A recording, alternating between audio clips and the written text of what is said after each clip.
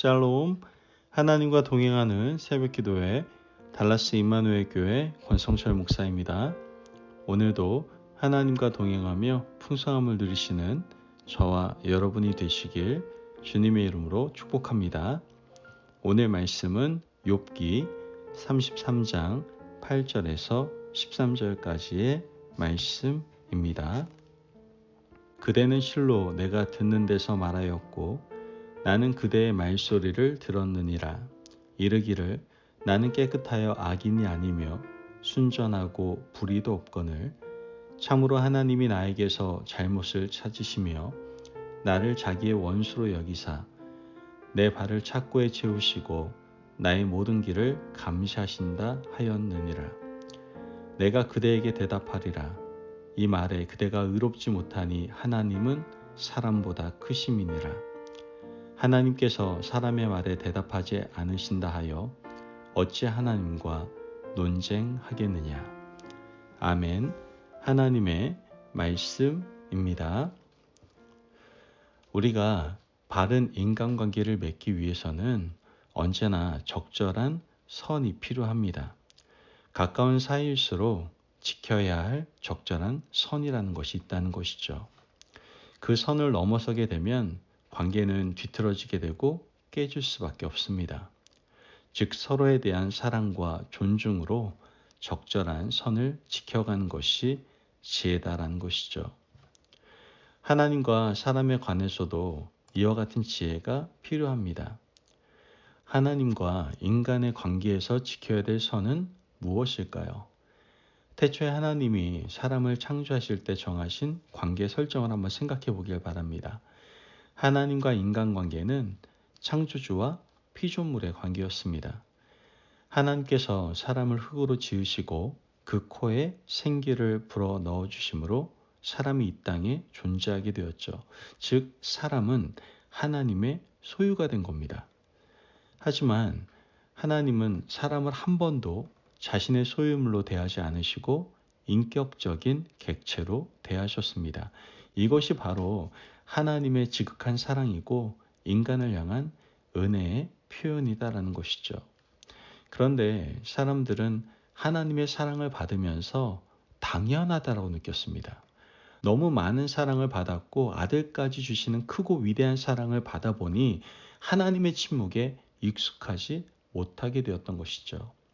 하나님이 우리를 징계하실 때 너무 낯설게만 느껴지는 겁니다. 그래서 사람들은 하나님을 원망하고 불평하며 도대체 왜 나에게 이렇게 하시냐고 따지고 대들기도 하는 겁니다. 그러므로 우리는 다시 한번 하나님과 우리의 최초의 관계 설정에 집중할 필요가 있습니다. 온 우주를 만드신 크고 위대하신 하나님께서 나 같은 미천한 자에게 사랑을 베풀어 주시고 은혜도 베풀어 주시는 은혜에 감사하며 살아야 한다라는 것이죠. 여러분, 우리가 하나님과의 관계에서 지켜야 될 선은 과연 무엇일까요? 그것은 바로 하나님에 대한 감사이고 동시에 경외입니다. 경외는 두렵고 떨림으로 하나님 앞에 나아간다라는 의미입니다. 우리는 예배를 통해서 하나님께 드리는 감사와 감격이 드러나고 하나님에 대한 경외감을 가져야 될 줄로 믿습니다. 오늘 본문에서 엘리후는 하나님에 대한 선을 가지고 욥을 책망하는 것을 보게 됩니다. 욥이 친구들과 나누었던 대화를 엘리후는 잘 기억하고 있었던 것 같아요. 욥이 했던 말 중에 논리를 벗어나는 것을 가지고 욥을 책망합니다.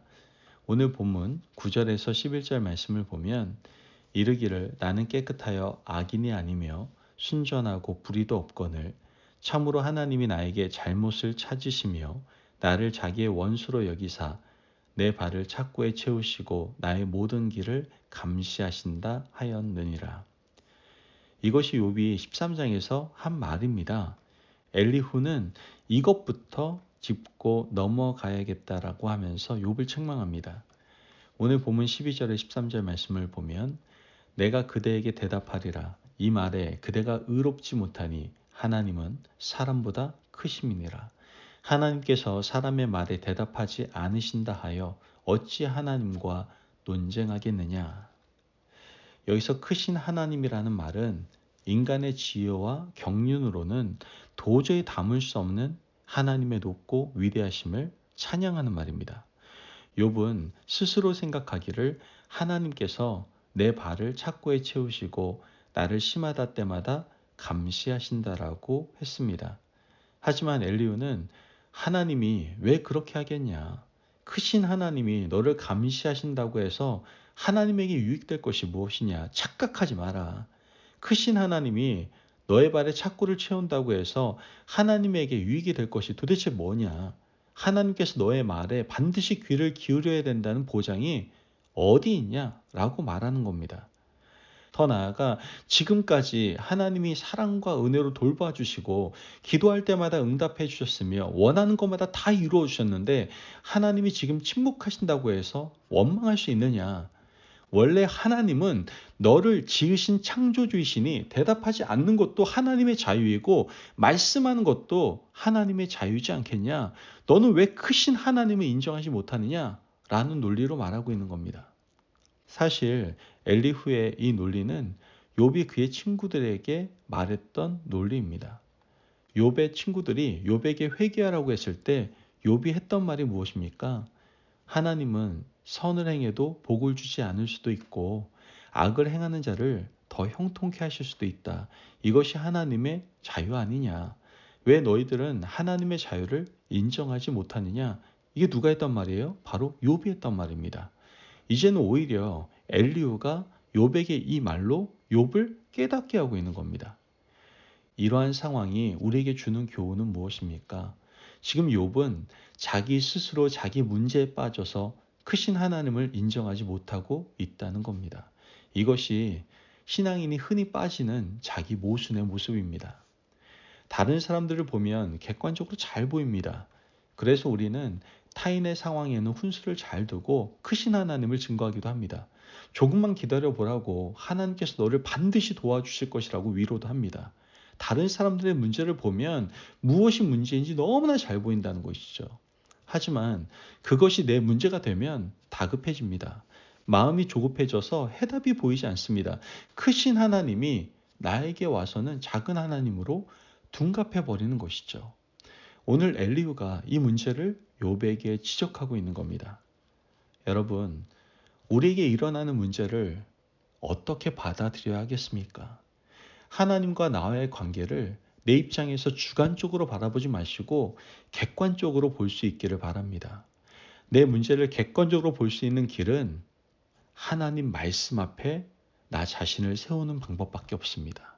하나님 말씀 앞에 나를 세우고 말씀을 통해서 비추어 보면 무엇이 문제이고 무엇이 잘못되어 있는지를 찾을 수 있다는 것이죠.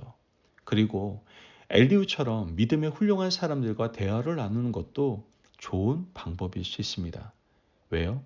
나를 객관적으로 비추어 볼 수 있기 때문입니다. 여러분, 크신 하나님, 그 위대하신 하나님이 오늘도 내 인생에 직접 개입하지 않으시고 먼 발치에서 살펴보는 것, 이 모든 것을 인정하시기를 바랍니다. 하나님께서 개입하기도 하시지만 때로는 인생의 긴 터널 같은 시간을 주실 때도 있습니다. 이처럼 하나님의 침묵이 우리 인생 가운데 주어질 때에도 절대로 낙심하지 마시기 바랍니다. 그러므로 욥을 지켜보고만 계셨던 하나님의 자유를 인정하시고 크신 하나님을 바라보며 그 하나님 앞에서 묵묵히 신앙의 길을 걸어가는 믿음의 백성, 저와 여러분이 되시길 주님의 이름으로 축복합니다. 아멘. 기도하겠습니다. 사랑이 많으신 하나님 감사합니다. 오늘도 우리에게 귀한 말씀의 은혜 허락하시니 감사합니다.